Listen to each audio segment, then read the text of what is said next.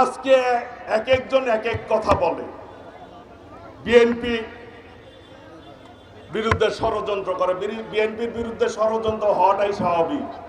এই মুহূর্তে যদি নির্বাচন হয়, বাংলাদেশে বিএনপি ছাড়া অন্য কোন দল নির্বাচিত হওয়ার সম্ভাবনা আছে ভাইরা? আপনারা হাত তুলে বলেন আছে? আছে? নাই। সেই জন্য বিএনপির বিরুদ্ধে ষড়যন্ত্র হয়, উল্টাপাল্টা কথা বলে। যারা বলেন তাদের উদ্দেশ্যে বলতে চাই, আওয়ামী লীগও বলতো যে, আওয়ামী লীগের ওবায়দুল কাদের বলতো, কই মির্জা ফখরুল?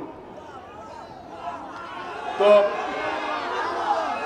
এই রাখো, আজকে এই রাখো না, এই রাখো, আজকে কিন্তু তারা কই? আজকে আমরা যদি প্রশ্ন করি আপনারা এখন কই? আছে না।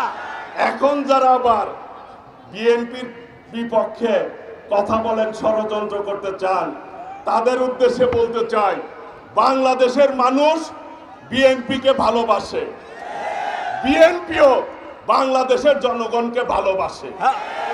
বিএনপি এবং বাংলাদেশের জনগণ একে অপরের পরিপূরক। বাংলাদেশের জনগণের হৃদয়ে রয়েছে বিএনপি, জিয়াউর রহমান, খালেদা জিয়া, দেশ নায়ক তারেক রহমান। জুলুম করে কেউ বেশি দিন টিকে থাকতে পারে না। আজকে তারা কোথায় গেল খুঁজেও পাওয়া যায় না।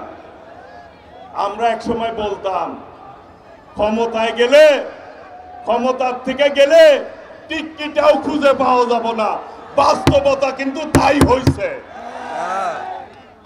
কাজে বলতে চাই, আওয়ামী লীগের যারা খুন খারাপি করেছে, যারা আওয়ামী লীগের সেই সমস্ত খুনি দোসররা, যারা আলেমদেরকে হত্যা করেছে, যারা আমাদের ছাত্র জনতাকে হত্যা করেছে, যারা আমাদের নেতা এমিলিয়াসকে গুম করেছে, সেই সমস্ত হত্যাকারীর দোসর এই বাংলার মাটিতে আর কোনোদিন জাগা হবে না আল্লাহর রহমতে।